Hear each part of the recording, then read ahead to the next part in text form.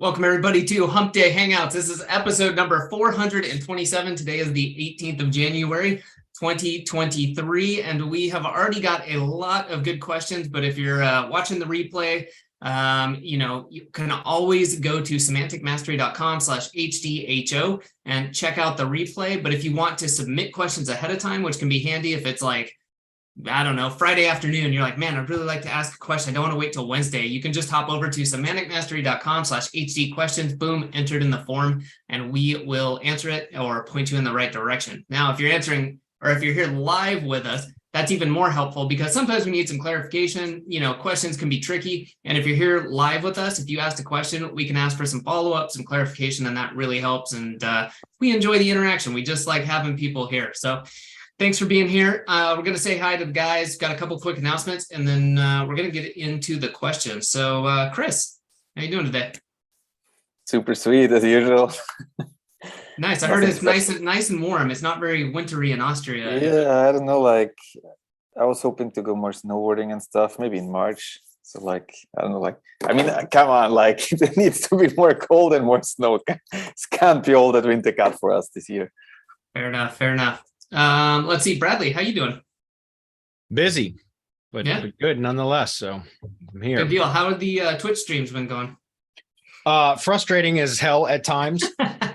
The technology. I'm still kind of getting used to some of it, and like it's just kind of a pain in the ass. It's just like anything. It's new, so it's growing pains, and I'm learning and getting better with it. But it's frustrating at times. I spent a couple of days ago like 50 minutes. Which is only supposed to be an hour. And I spent 50 minutes just trying to get the stupid cameras to work. And then finally, I found it was a firmware update that needed to be done. And once I updated the firmware, they all worked fine. So it's like, but there ought to be some fault, like fail safe that like notifies you of that somehow. And so you don't waste an hour. But anyway. Right, that's that learning curve where you're like building that process. And soon you'll be like, oh yeah, I can troubleshoot this in 2 minutes. But it exactly. Takes 3 months to get there. So, Maxwell Maltz. Well, actually, I'm not sure if it was him or maybe James Clear from Atomic Habits or something. Anyways, I know one of the books I'd read, he talks about once difficult, now easy.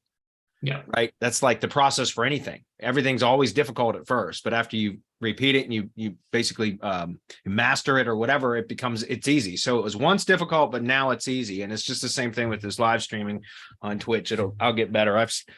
The thing is, I need to spend some more time kind of adjusting the audio, like trying to figure out how to adjust the settings to get where the audio syncs with the video better. And I've got so much work that I want to do, like productive SEO work, that I don't want to spend a lot of time messing with that shit. You know what I mean?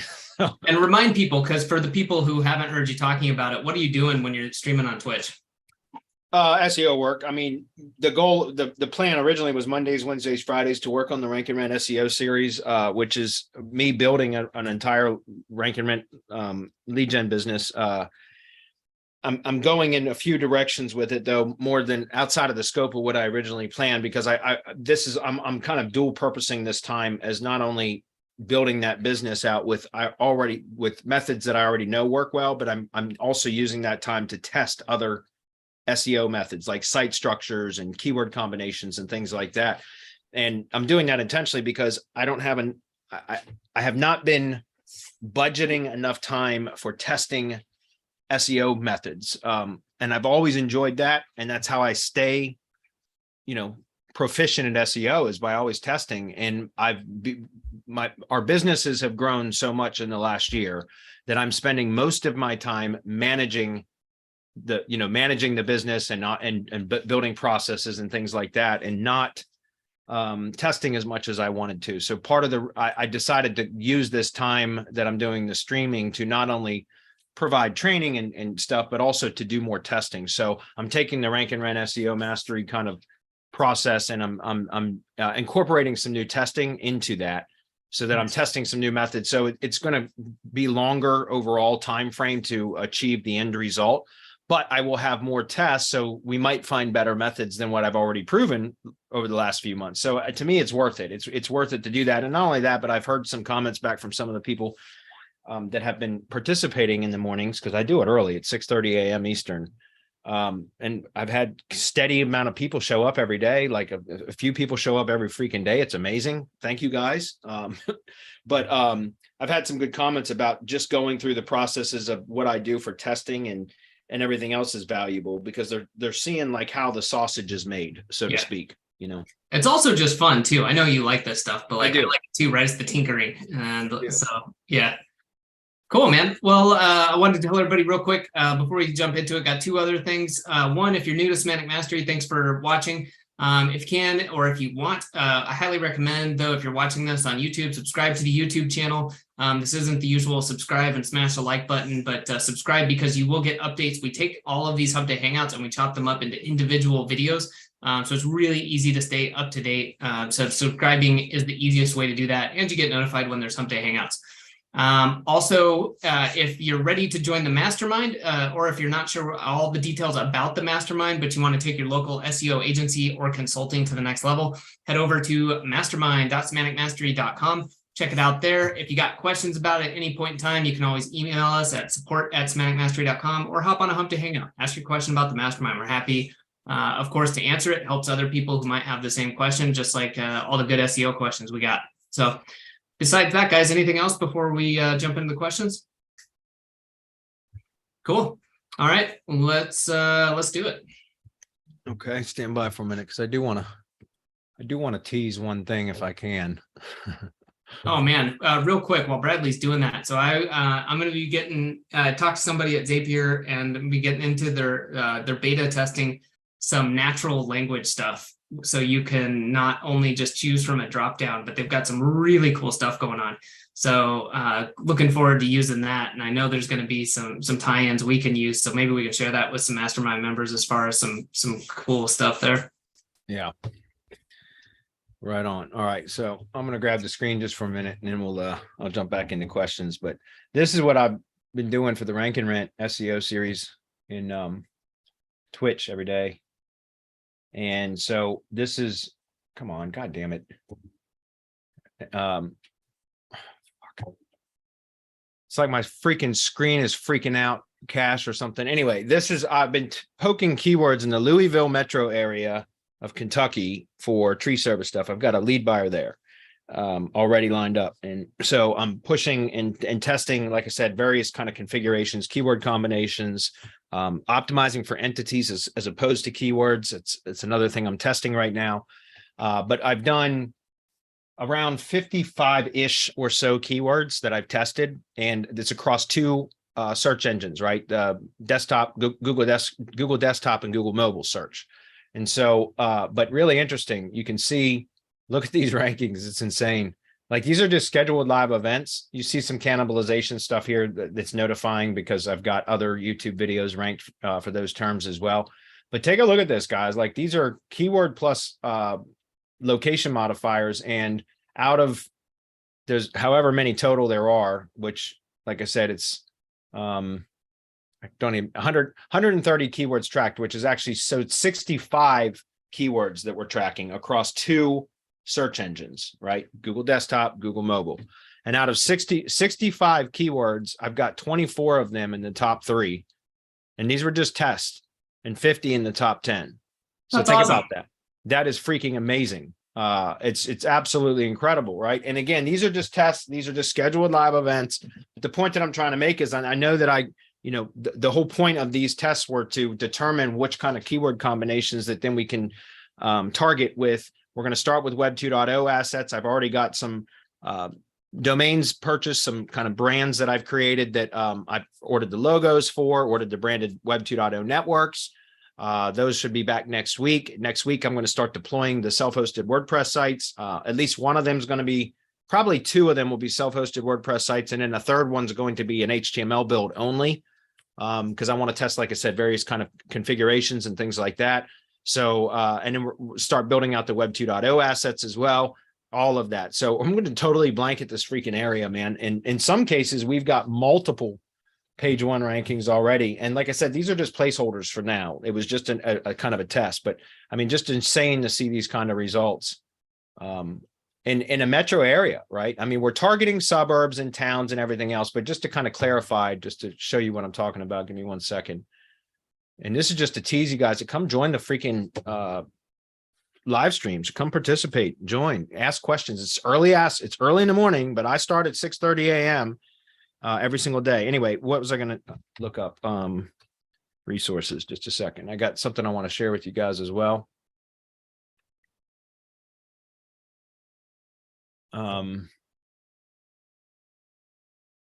So yeah, so these are the different kind of brands that I've got, potential brands that I could be using for creating these assets. And what I was going to say was there's, we've got a large area in the metro area that we're targeting. And here, let me go to Wikipedia and I'll show you what I mean. It's Louisville. Actually, I think it's Jefferson County. Kentucky. Just to show you guys how to do this. Again, I've covered this on the live streams, but if we go to Wikipedia, I like to use Wikipedia's data. If you go down to the community section right here, this is, so basically it's going to vary by location, guys, but this particular area, the Louisville metro area, is basically encompassed by Jefferson County, Kentucky. And so here's all the different kind of areas that could be targeted within the Jefferson County area, which is part of Louisville metro area now, really. You can see there's a lot of them here, but then if you see where it says there's a little cross symbol, it says formerly a census designated place in the county, but in 2003, these places became neighborhoods within the city limits of Louisville metro. So I started with those. So if we go back to kind of the rank reports things that you see over here, the areas that I started to target were the ones that had just the plus symbols. Okay, does that make sense? Because those were the ones that were formerly census designated places within Jefferson County, but are now neighborhoods within Louisville metro. So that's why I started targeting those, because we're targeting a metropolitan area. And I've talked about, generally you want to start with the suburbs outside of a metropolitan area, but this is the Louisville metro area is kind of a unique geographic situation, the way that they have municipalities and formerly census designated place. Anyways, like I said, it's going to vary depending on location, guys. There's some kind of unique things that occurred in this area, which is why I'm doing it this way. Instead of targeting suburbs outside of the county is the metro area. That's basically what I'm trying to say. So I had to go in and look at data, but guys, I'm using mostly Wikipedia data for this kind of stuff because Google, Google has a lot of Google's language model and everything's been trained on Wikipedia. Semantic database, this is one of them, wikidata.org, DBpedia, Freebase, several other kind of databases that were used to start building the semantic database that Google uses, if that makes sense. So I try to use this kind of data because it's Google understands this, right? And it's already familiar with it. So anyway, I just wanted to point that out because it's pretty powerful to see this kind of results. And I feel really confident about this particular project doing really well, even in a metro area. And this isn't typical. I'm not used to seeing these kind of results in a metro area. So not sure why things are performing so well in this area right now, but I'm just going to keep at it. And like I said, over the course of the next few weeks, build this out entirely. And we're going to dominate this area. So my contractor is going to be very, very happy. Anyway, enough of that. Let's get to questions. Let's see. There was a question about that, but do you want to just cover it later on? Yeah, no, I'll cover that now, and then I'll get into pre-posted questions because we got to answer those first anyway. So which one is it? It's in the live chat. It says, if you scroll down, what are you using to do the live events? And then also, can you show how you did that search for the metro area and neighborhood again? Yeah, okay. So I'm using LiveRank Sniper. We have a link for that, guy. Adam, if you want to drop that in there. It's Peter Drew's tool, LiveRank Sniper. I've even done a video on our YouTube channel specifically about it, guys. You can go to our YouTube channel and search LiveRank Sniper and you'll see. In fact, Adam, if you want to grab that and throw that in the chat as well. Yeah. I did two kind of training videos on LiveRank Sniper. One was about how to use it, or like a very specific method for how to a couple of ways to use LiveRank Sniper to test keywords. Okay, number one. And then number two was I showed a way to scale keyword research and discovery using a combination of Writer Zen and LiveRank Sniper. Okay. And so that was the follow-up video that I did. So I've got 2 separate videos, training videos, essentially for how to use LiveRank Sniper. Okay. Yeah, somebody says it broke on me today. It happens, guys. I mean, it's a tool. It's a, U-bot or whatever. It's one of those kind of whatever. I get super frustrated running those kinds of tools. I do not enjoy it. I half the time I want to throw my freaking monitor out the window when I start trying to use these tools and they don't work properly, which happens all the time. There's always bugs and hiccups in these softwares, but when they work, it does save a shit ton of time. What sucks is when you save a bunch of time and then it breaks and then you waste as much time as you'd saved just trying to fix it. But it is what it is. I don't know of any other ways to kind of test keywords at scale like that. So I got your secret weapon, man. What is it? It's called PA or VA. Yeah. I think it's Delroy that says, I've tried using LiveRank Sniper or tools like that in the past, but it gets my YouTube account banned. Is there a way not to have that happen? Well, I've been using the same 5 LiveRank Sniper accounts for over a year now for hundreds and hundreds of keyword tests, and I still have them. What's important is to have a YouTube or an account, a Google account that is warmed up properly. Peter Drew sells them, or he's got a VA that does it. They're called AI profiles or something like that. And it's about, I buy 5 at a time. And I think I spend $165 or something like that for 5 accounts. But he warms up the Gmail accounts, activates YouTube and live streaming capabilities, also creates a few other accounts and subscribes to a few different newsletters and things like that, so that it makes the Gmail account active. And that's one of the ways that you can prevent suspension. I don't think I have it offhand. Let me see if I can find the link for the AI profiles. I'll see if I can find that. Just give me 1 second. If I can send you the link, I've got it. It's in my bookmark somewhere, and I'm not sure where, but I'm going to have to find it. I don't have it offhand, guys, but I'll try to find it where whoever his provider is and send, mention that next time if somebody can remind me.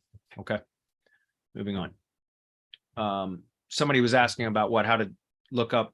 Oh, guys, so use Wikipedia. I'll grab the screen again just to show you what I'm talking about. Is when you're doing location research, guys, it's important I like to use Wikipedia because, again, Google's been trained on this so much. So, for example, I know Louisville Metro, let's just start from, I got to get to questions, guys. So I'm not going to spend a lot of time on this. This is what I do in the mornings. You guys want to ask me questions and that kind of stuff. I'm doing this in the morning as well. So, but Louisville, Kentucky. Okay. So I'm just going to say Louisville, Kentucky. We're going to start here. And if you open up a Wikipedia page for that, then you'll find out, going through here, you can find it'll somewhere in here, it's going to say Louisville metro area. So then I would open up that. The point that I'm trying to make is I just start kind of going down the rabbit hole, starting with right here. It says the Louisville, Jefferson County, Kentucky, Indiana metropolitan statistical area. Okay. I'd open that up just to take a look at that and see what else kind of information I can extract from here.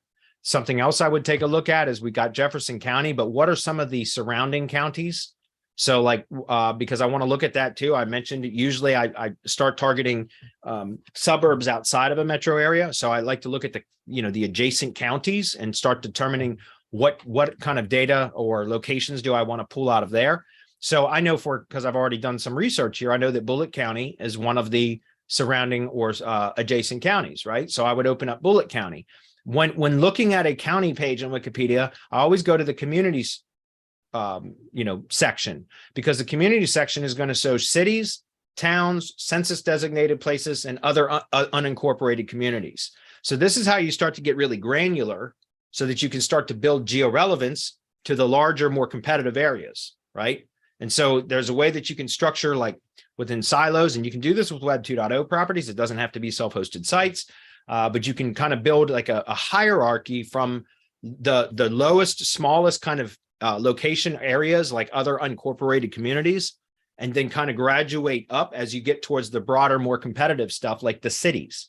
Does that make sense? So it's a way that you can segment everything. So I mentioned that Jefferson County, as I showed you before, if we open up Jefferson County and you go to the communities here, you'll see there's a lot of communities here. But we can also take a look at like the Louisville metro area. So again, I'll go back to Wikipedia and we'll open up Louisville metro area, or right there, Louisville metro. And again, look at this. It shows neighborhood data here. Let's see, there's also Louisville metro area. Right there. There's another Wikipedia page here. That's why I said this one's a bit got kind of, did I already have that son of a bitch open? I probably did. Yeah, I did. Anyways, but you can see there's all these other kind of like counties here that I could look at. Then there's additional information down here, municipalities with less than 10,000 people. You guys see how we can start to use this kind of data to very quickly, like you can start targeting the broader, more competitive areas first.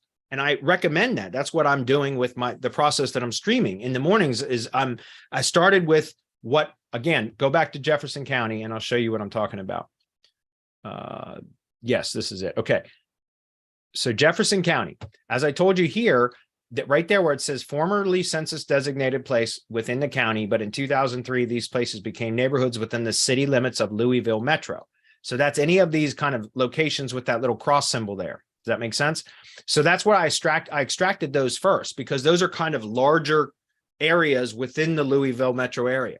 So I started targeting those first, testing keyword poking to see, I want to rank for the broadest stuff first. Like that's what I'm hoping to rank for that so that I don't have to go so granular.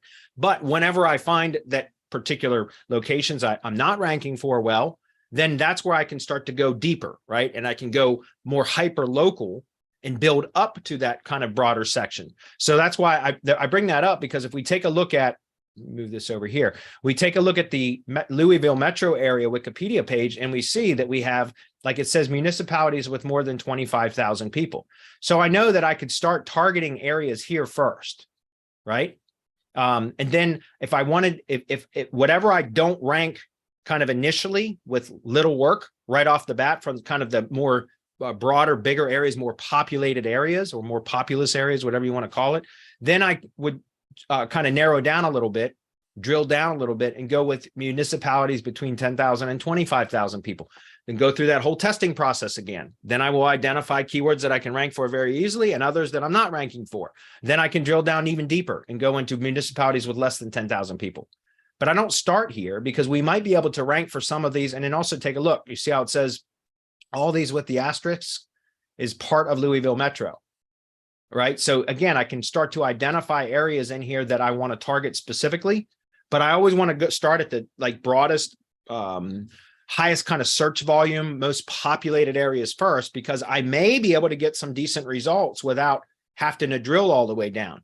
But it's in the areas that I don't get good results in that then I can still, like, for example, create a page on a Web 2.0 or a self-hosted site targeting that top level area, and then as as sub pages or supporting posts, however you want to, however you configure it. I can build supporting pages and posts that, of these more kind of areas that fall within that area, right? And have those link up. So it's about building geo relevance up to that larger page. And so again, I just like to use all kinds of data that I get from Wikipedia. Another place that I often check is zip-codes.com. I use this a lot. In fact, you can buy the zip-codes database from them, which I've purchased, and it makes it a lot easier to when you're managing a lot of location data. It's easier just to have it in a CSV file than it is to do it via copy and paste online. So, it's like $80 or something, and you get for a year, you get the data with all the updates for an entire year. So I bought that, and I usually use that too. So just different ways that you guys can find geographic information for targeting. But the whole point that I'm trying to make is part of the reason I'm testing what I'm doing in the morning is because I'm testing some different kind of keyword combinations and entity combinations, as opposed to just optimizing for keywords. I'm also testing optimizing for entities, because there's a whole group of keywords associated with an entity. And if you can optimize for the entity, then you could potentially rank for all of the keywords associated with that entity, even though somebody might have searched for a particular search or keyword. If the keyword is associated with the entity page can rank for that keyword, even if that search term is not in the search. Does that make sense? I can demonstrate this, and this is more training than questions and answers. I just want to open Firefox. Jesus Christ. Okay. Let me just demonstrate this for a minute. I'll just show you an example. So some of the keywords that I started testing this area several months ago, guys. So I already knew and started testing some of the site structures that you'll see it here in just a minute, but we'll just use tree service, Newburgh, Kentucky, or KY to start with. All right. So you'll see here that like this is a site that I built in high level websites. So, and high level websites do not perform well in search, yet this is ranking #1 in part because this is in a very competitive area. Number two, I did what's called the content mirroring method. I teach this in the mastermind to this. But what I'm trying to show you is this page right here is optimized for Newburgh tree service. You guys see that?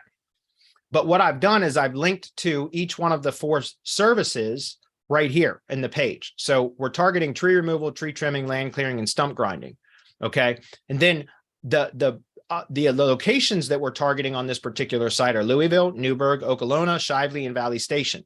So on any one of the service pages on the site, I'm getting to a point here. Okay. On any one of the service pages on the site, this is a flat site. There is no silo structure to this site. Every page on this site links to every other page on the site. Do you understand? So every single page on the site are all cross-linked to every other page. And I want to show you how this is, how well this works though. Okay. Because I know in SEO guys, we always want to overcomplicate stuff and we think we're going to build these elaborate silo structures and outsmart Google and everything else. So much of that is unnecessary in local, I've found. In the most competitive areas, yes, but in a lot of stuff, it's not necessary and you just create a bunch of additional work. So I'm getting to a point here. What I'm saying is on any one of these service pages, so like if I go into the tree removal page and there's something going on with high level, it's not showing this up here, but on any one of the service pages, the other 3 services are listed. You understand? So we're on the tree removal page and we see tree trimming, land clearing, stump grinding. If I go into the land clearing page, we scroll down there, you'll see tree removal, tree trimming, and stump grinding. Does that make sense? Then for every single service page, we have the 5 city pages that we're targeting or locations that we're targeting. And if we go into any one of the location pages, we have all 4 city or services listed, linked to, and we also have the other remaining 4 locations, which are down here. As I said, there's 4 services, 5 locations. Do you understand? So for every service page, the other 3 services are listed and all 5 locations are listed. For every location page, all 4 services are listed and the other 4 locations are listed. And then on each location page, this is what I call georelevance data. So these are neighborhoods near Newburgh, Kentucky, right? If I click on that and open that up, you see that's just a Google Maps URL. It's a Google Maps share URL. So it's a no-follow link. And that is a Google hosted image for Newburgh. Okay, I'll explain this in a minute. But like Bashford Manor, if I open that up, you'll see that Bashford Manor. You see that image there? If I open image in new tab, that image right there is actually what's hosted right here. That's a hot linked image, an embedded image from Google Maps. And the link, if I click that, open link in new tab, it goes to the Google map for Bashford Manor. So all we're doing with this data, guys, is we're adding georelevance to the page, right? So we start with neighborhoods and then things to do and top sites in Newburgh, Kentucky. All of these, again, open this up. Look at this image. That image there is that image there, right? Google Maps share URL. So we're adding georelevance. Now, I'm going to get back to the point that I started to say. So we just did tree service Newburgh, and we see that is ranking #1, as well as YouTube, Louisville, Grim Reaper Tree Services. This is that same site on with a different brand, but this one's built in WordPress. This site actually performs better than the high level site because this is built in WordPress and WordPress performs better than high level in search. But I did that because I wanted to test. But then again, take a look. Here's mirrored properties. I call this Google content mirroring. Okay, so these are a Google site with a blogger. Again, I've covered all this. I just wanted to point out, you guys can see, like I'm basically already blanketing this page now, and we're just getting started for this one particular location. All right. But why I bring that up is because I started talking about that kind of flat site structure where we're linking to every other thing. So take a look at this. We just searched for tree service Newburgh. We know that page was optimized for that, right? This is the Newburgh page. You can't see it because there's something going on with high level, but you can see what the SEO title says, need tree service in Newburgh. I need to redo that title anyways. I don't like that, but it's still ranking.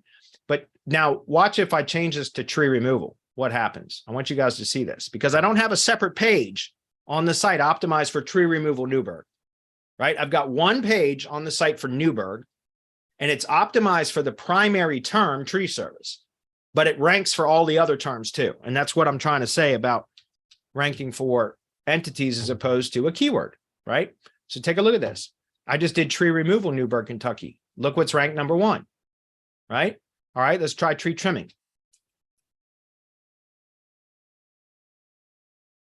Look what's ranked number 1. You understand? So we're trying these different keyword combinations, and yet it's still ranking. Let's try stump grinding. Let's see where that one is. Number 2. And Grim Reaper Tree Services, number 3, right? I think the Google site's down here at the bottom. It is right there. That's the content mirroring Google site that I created. And I've got a whole training for how to do this in the mastermind. So anyways, like I said, there's just so much that can be done with this, guys. And I'm testing different site configurations, different site structures, some with silos, some without, all different types of stuff that I want to be testing out over the next several weeks. And I'm doing this all this shit live. You guys see how the sausage is made. And I mean, like, you see how frustrated I get at times. We all do, right? It's not all easy, guys. That's what I like about doing this live stream stuff, is because most of the time when you get training materials from, courses and things like that, what happened? Can you guys see me? Zoom is yeah, we got your not screen share, but we see you. Okay, good. So what I was going to say was, most of the time when you get courses and stuff, guys, it always looks easy because they only show you the good stuff, right? They only show you when everything works. And so I like the live stream stuff because, as some of my audience has already noted, I do a lot of cussing because I get so damn frustrated and I start cussing at the screen and, all that kind of stuff. And so, but I mean, that's normal. That's how we do things, right? That's so I kind of like going through that live because it really shows that it's not always easy, guys. I get just as frustrated as everybody else, but it's a matter, you just keep at it, push through it, find a way, right? Anyway, we're like 30 minutes in and I haven't answered one question yet. So I'm sorry, guys. Let me jump over to questions. Was that valuable at all, though? Yeah. Do you guys think that was valuable at all? Yeah. Okay. Let's see. Let me try to get my screen rearranged. By the way, on Twitch, all the replays are there. Eventually, I'm going to send them to a video editor and have them condensed. I've got to start working on that process. Actually, I just haven't taken the time to do it yet. So, all right, starting with Rebecca's question first. She says, we are working on a custom PHP blog website and it's 8 months old now. And now we have migrated it to WordPress in October. Sorry, guys, give me a second. Okay, we've migrated it to WordPress in October due to some indexing issues and other unwanted errors. My Google Search Console shows 1,000 plus issues, including 40 not found 404, page with redirect, alternative page, or alternate page with proper canonical tag crawled. Okay. Are these errors will ever fixed by Google, as these errors are hurting my crawling budget and indexing? What should I do? That's a good question. I'm not 100% sure on what to say about that, because I've seen some kind of weird crawling error stuff that does not resolve itself, even though it should. So I don't know. To be honest, I don't know.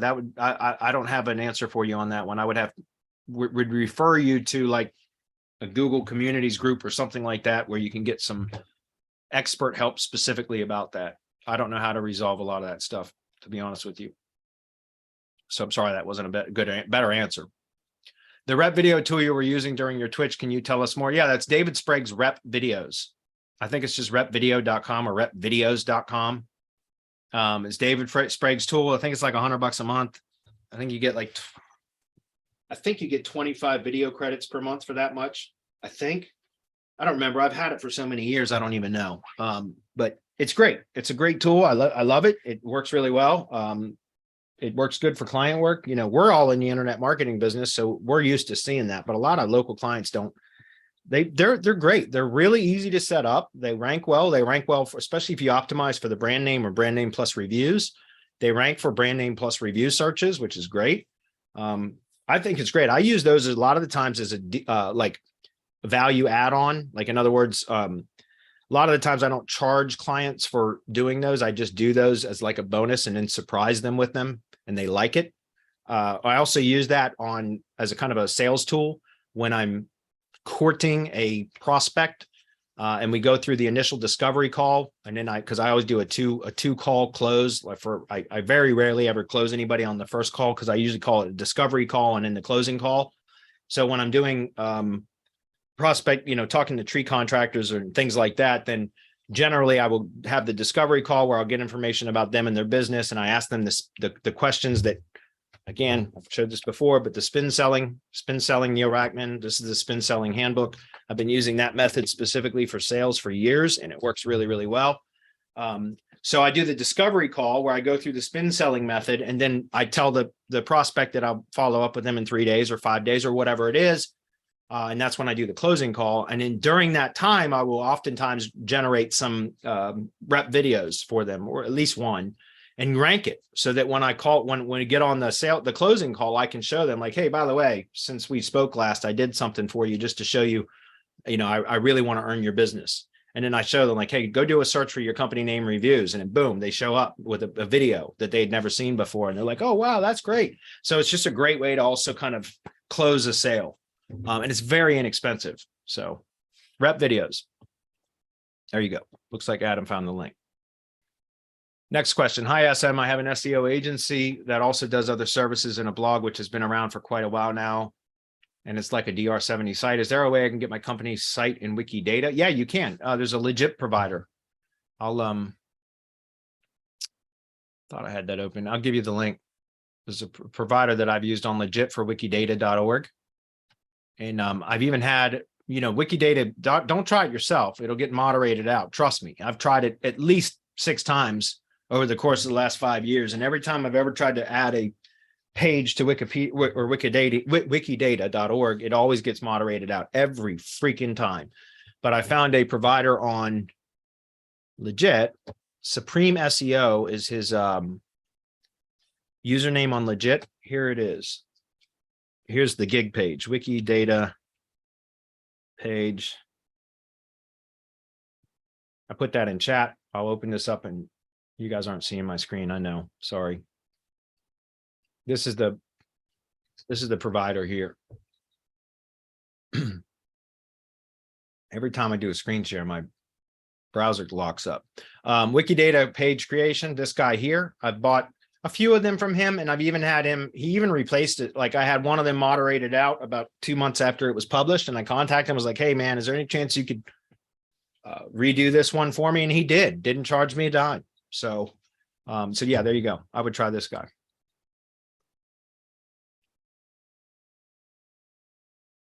Let's see. If so, do you know any good gigs that is likely to stick, or same as Wikipedia, which hate SEO related content? Yeah, just go with him. With the Wikidata guy, it seems to work well.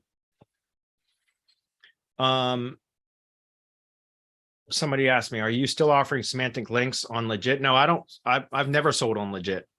I'm on vetted. That's vetted, VETTTED. That's Vasco's marketplace. It's not that there's no reason why I never got. The only reason why I even got on vetted was because Vasco pushed me to, and I'm glad he did. If he wouldn't have, I probably wouldn't have done it. But he pushed me to do it and I did it. And there's no reason I'm not on legit. I just haven't taken the time to do it. So do you know any good white label services we can use for clients that help remove fake reviews? I do not. I'm sorry. I've never asked to have a fake review removed unless it was a negative review. And then that was just contacting Google support and trying to get it removed. Most of the time they don't, unless you can actually prove that it was fake. How would you approach SEO for a large franchise with a well-known brand? Biggest lead I ever had. Would you go with the drive stack or only end outreach and citations? How would you approach SEO for a large franchise with a well-known brand? Biggest lead I ever had. Would you go with the drive stack or only end outreach and citations? I don't know that. I don't really understand the last. How would I approach SEO for large franchise? Well, I don't know. That's an interesting question, because aren't there limitations to what you can do? I mean, most franchises are very, very strict as to what can be done. because they have, remember, a franchise means they already have systems, and most of the franchises that I'm aware of have marketing systems. Maybe not, maybe you're in a particular, you've got a prospect that doesn't require that kind of stuff and you've got more freedom. In which case I would, I would still have a branded stack. Of course, I would still have a primary set of branded assets, but the franchise probably owns and controls those already. So if you're going to be, unless they're going to give you access to those for you to optimize. But then I would still do individual kind of separate stacks and branded plus brand plus location, Web 2.0 assets and all of that, like build entity assets on a local level too. They're still branded assets, but they're brand plus location for the individual franchisees. Does that make sense? Like, for example, I do a lot of multi-location lead gen stuff. And so I always build a brand for it, because brands, you build authority to an entity, and at some point you reach a critical mass or a tipping point to where subsequent locations that you launch under that brand will rank much faster with a lot less work, because they're inheriting the authority of the domain and the brand, the entity that you've established and built over time. Does that make sense? So, but what I'm saying is, let's say I had a 12 location brand that I wanted, there was going to be some locations that are going to perform really well just because they're part of that brand anyways, and they're lower competition areas, for example. But there's going to be other areas that might be more population, more populated, so there's more competition, et cetera, and they're not going to perform as well with just the branded assets for the primary brand. Like, in other words, then it makes sense to go in and build out a separate kind of set of branded, locally relevant entities as well that are, they're brand, I say branded, but brand plus location modifiers. So what do I mean by that? Well, meaning I might have a secondary Gsite and drive stack built targeting the brand plus the location name as opposed to just the brand, right? And that whole kind of entity asset, those entity assets would be built around that specific location. So you're getting really kind of, you're using the branded assets for the main brand that is not location specific, but then you're also getting an additional push from brand plus location specific entity assets that you build out for that. Does that make sense? So in other words, I wouldn't just right out of the gate build local entity assets for everything, because it's not necessary for a lot of stuff. A lot of, again, especially if you're piggybacking off the authority of an already well-established entity. If you enter a new market, for example, a lot of the times it will rank very quickly with very little additional work, because it's just benefiting from the established entity, right? But in those cases where it doesn't rank really well, then that, like right out of the gate, that's where you can start to add in some of these additional kind of brand plus location specific assets and stuff like that. That's kind of how I do it, right? If you're starting new, then I always start with the branded entity assets and start powering those up. And, we teach this in the mastermind and have for many years, but it's really important to kind of build those branded assets and empower them up. Now, I power everything up with 100% topically relevant links now. We used to spam the shit out of that stuff.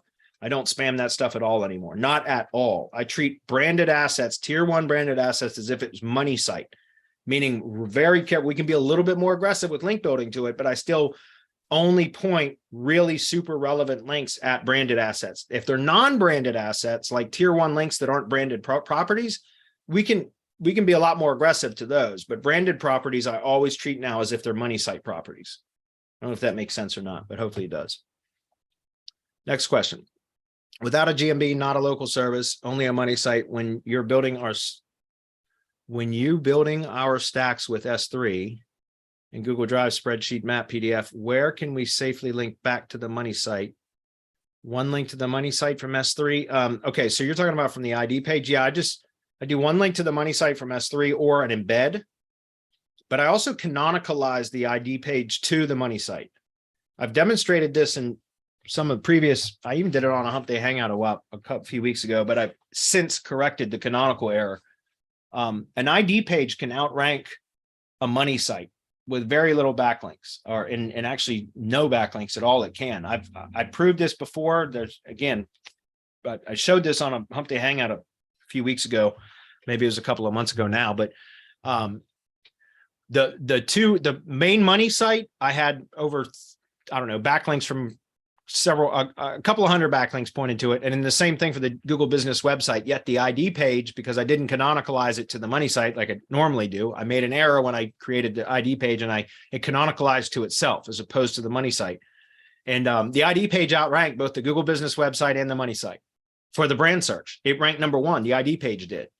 And it was because, again, in the ID page, guys, is precisely, it's a unique resource identifier that is supposed to validate entity information. That is precisely what an ID page is for, which is why an ID page can actually outrank the money site if done properly, even with no backlinks, because the Google bot goes and crawls it, verifies or validates all the entity information, and it can become the entity home if you're not careful.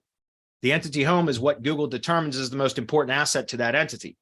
Right. And so if you don't canonicalize an ID page to the money site, then the ID page could potentially become the entity home, whether you want it to or not. And so that's why I was saying an ID page is very, very powerful.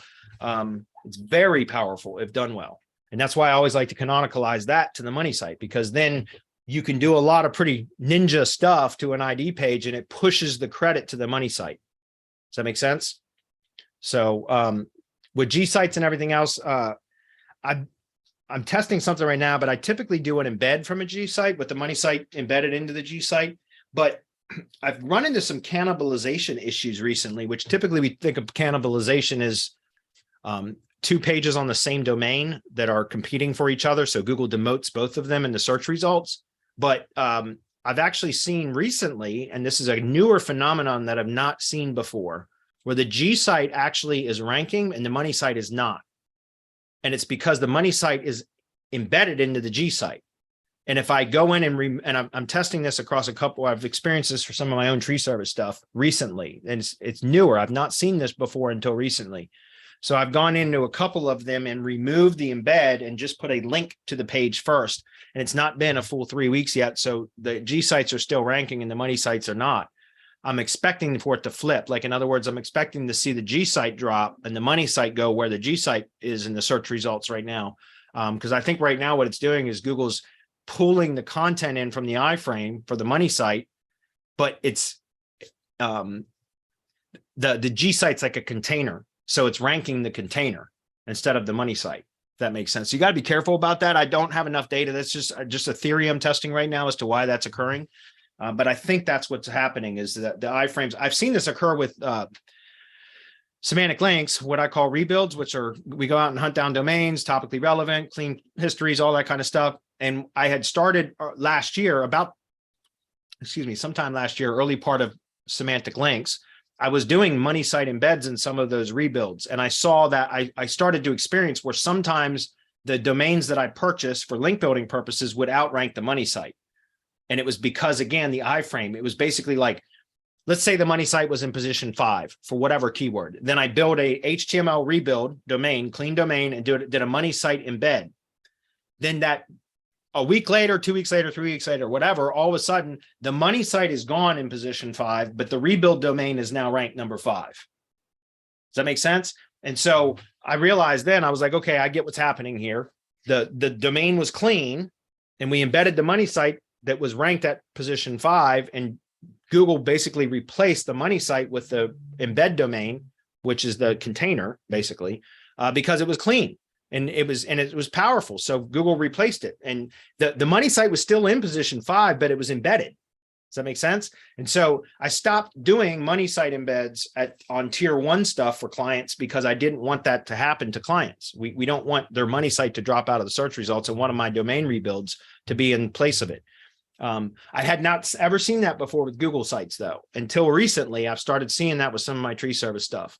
So that's why I said I'm testing right now to determine if that's here to stay, if iframes could potentially cause like cannibalization issues or not. I'm seeing it more often is what I'm saying. Anyway. Or is it as simple as this? Iframes with an iframes across your stack that links and back and forth to each other with the money site is the original iframe. Yeah, I mean, that's what, again, I just demonstrated that over here. This is what I call the content mirroring method. If you guys take a look at this, like I've got the money site and then the next layer, I've demonstrated this before. Let me just show you guys.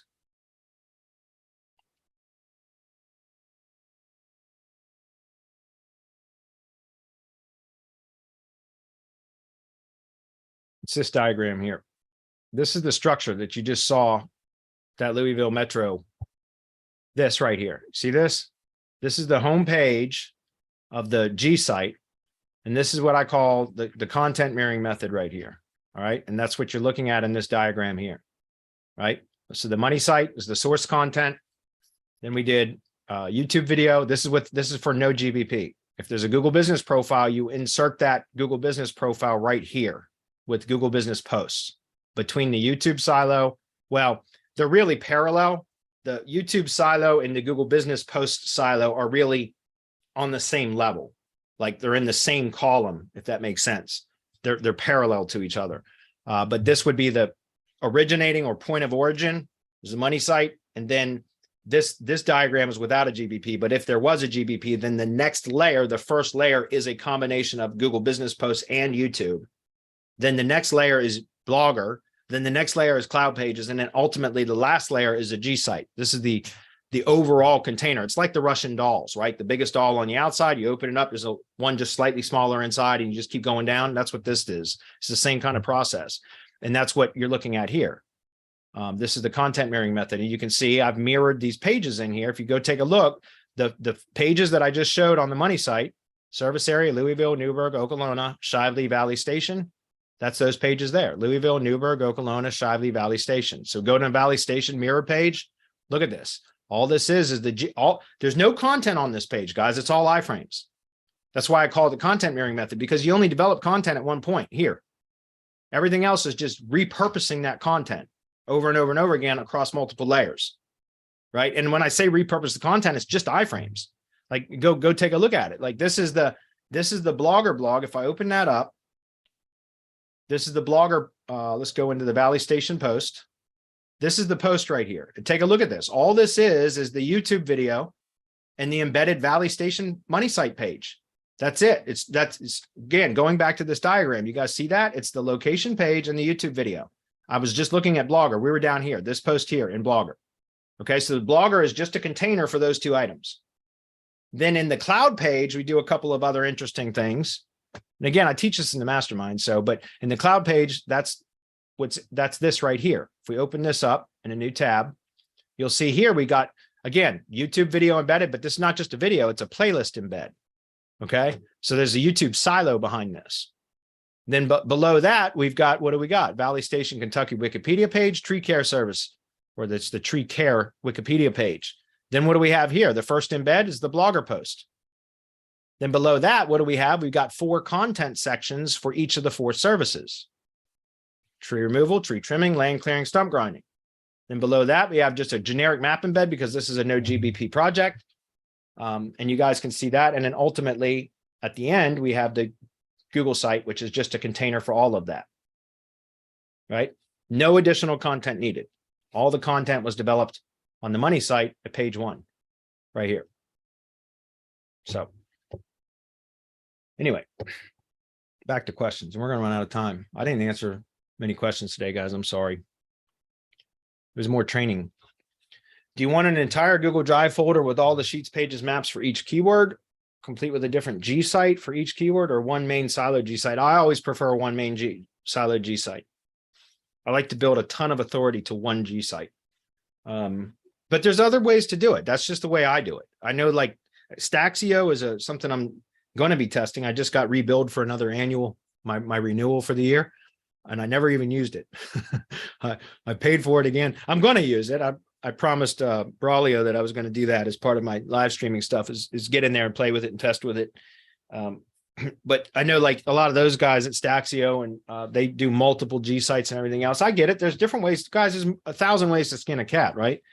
This is just the ways I prefer to build a strong brand, a strong entity. So I like to do everything under kind of branded assets if possible and build a lot of authority to those. And then you do additional G sites and things like that aren't branded to kind of power things up. You can do that, like tiered link building with these kind of assets. But I like to build a very powerful branded asset, a set of branded assets. Mike says, hey guys, keep up the great work. I always look forward to watching Hump Day Hangouts. Can I ask a question? Yes, that's what we we do here is answer questions. Can I ask a question? Once you have a Web 2.0 branded profiles all set up and interlinked, what do you suggest next? Build links to them? Yes. Do they need to be certain quality? Any advice would be appreciated. I mean, with Web 2.0s, you can get away with bulk spam. I don't like to use that anymore. I don't. I prefer to use topically relevant links or geographically relevant links or combination of the two. So I happen to know of a really good topically relevant link provider. Contact me and I'll give you his name. But I'm actually testing a few different ways for locally relevant links too. And I think, yeah, here's some examples here. There's a way that I'll be talking about this on the live stream stuff, but there's a way to purchase domains that have geographic relevance too. I'm doing some more testing with that. I'm starting to see some pretty decent results for it too. So what topical trust flow categories? What's up, Robert? He says, would you build links for an online knife store? Okay, well, I'm going to show you the same process I always go through. So I'm just going to log into on-page AI, go to predictive, or excuse me, link relevancy. Let's just go find an online knife store.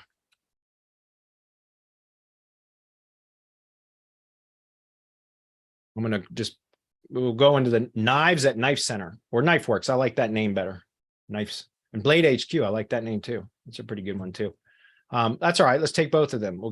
We'll take these two. Oops, shit. Try that again. And I think you can do this if you just go to Google's NLP API. I think developers console. I think just search natural language. I think you can do it there. I use on page because I pay for it. So predictive link building. That's what I'm looking for. Predictive link building. We'll put that one in and this one in. I'll zoom in on this a little bit. I'm going to hit submit, confirm. It just takes a minute, but all this is doing is it's taking the two URLs and it's going and scanning this with Google's NLP via their API. So it takes a minute and it's going to show me Google's NLP topical categories that it has determined are the topical categories for the content of these domains. And it typically will give you a confidence score over here as to how confident it is. I'm not seeing that here, but if you take a look at this, there we go. Home and garden, kitchen and dining, cookware and dining ware, sensitive subjects, hobbies and leisures, whatever. I don't know why it says sensitive subjects, but so then what I do is I try to match those topical categories. These are NLP categories. It's not the same as Majestic's. There's the Majestic monitor. I got that in. Stand by for a minute, guys. I'll show you what I mean.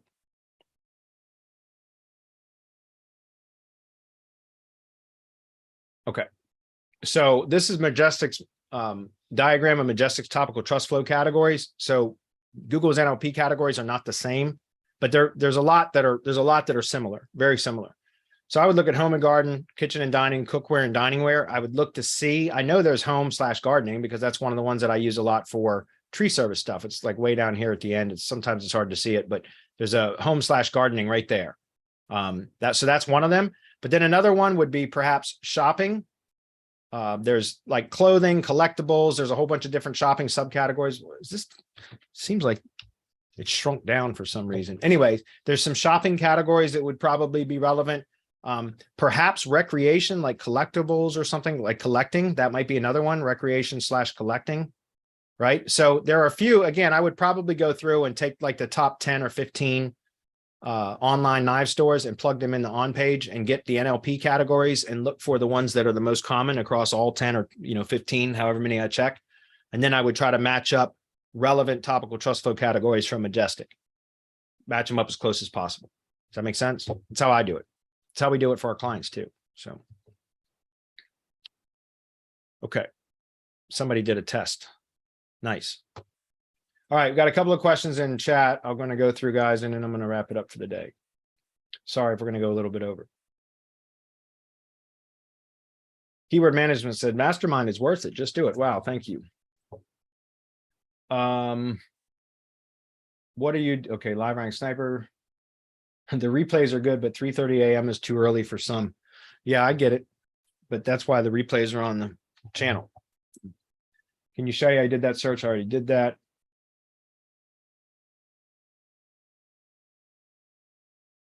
Support is awesome, so I know I'll have it back up and running. Pete's support, yeah, Pete's support's pretty decent. Wikipedia is more reliable depending on Google searches, neighborhoods, and maps, particularly outside the core of a major metro. Yeah, I use both. I try to do both. When I start to like for geo-relevance for the pages that I was showing you guys, where I add like the Google Maps links and Google Maps hosted images and things like that, that's mostly from Maps because it's Google's data. But I like to do a combination of Wikipedia and Google Maps data. Almost done, Adam. I see you getting restless. Oh, I was plugging in my phone. It's about to die. What training module in Mastermind can I find the template? That's the local site structure. It's pinned at the top of the Facebook group, guys. All of you in the Mastermind. Can't stress this enough. Everything that is important is pinned at the top of the Facebook group. We are actively working on setting up the new community and the new archives area and everything else, which will render Facebook obsolete for the Mastermind. We'll keep it open, but the community is going to move into Circle as well, which is the new platform. We like it. I really like some of the functionality and features in there, and it gets us out of the distraction that Facebook is. So, but in the meantime, the Facebook group is the community, and all of the important stuff is pinned at the top. If you ever have problems finding anything, you can tag me in a post in the Facebook group and I'll tell you where it's at. But yeah, there you go. Evergreen, Alfredo, what's up, buddy? 100% seeing you raw on Twitch. Yeah, sorry, I know that can't be fun all the time, but it's real. Are you still offering your semantic links on Legit? I already mentioned that. Not on Legit, but on Vetted. VETTTED. What is your username on Twitch? Bradley Benner. Imagine that. Many play around the edges with franchises, but it's playing with fire. Yeah, I know what you mean. I've had some clients that tried to hire me for SEO, but their hands are so tied as to what I can do that it just, I don't even take them on anymore. Something worth noting on your sites, Bradley, you don't need a fancy website to generate leads. I've got a story I'll share on Facebook. Yeah, I appreciate that. And you don't need a fancy website to generate leads. At least in the industries that I'm in, like tree service contractors, like honestly, they could have a GoDaddy website that they themselves built 15 years ago and still generate massive amount of leads for their business. I see it all the time. I know you've mentioned in the past, what service do you use for the YouTube ads for local service business? Well, I run my own YouTube ads for local service or local business stuff, but I just go to Fiverr and get videos made. That's what I've always done, is just gone to Fiverr, and I've spent anywhere between $50 to $300 on a video for YouTube ads for Fiverr. Okay, that's it. We're only 2 minutes over. Look at that. Beautiful.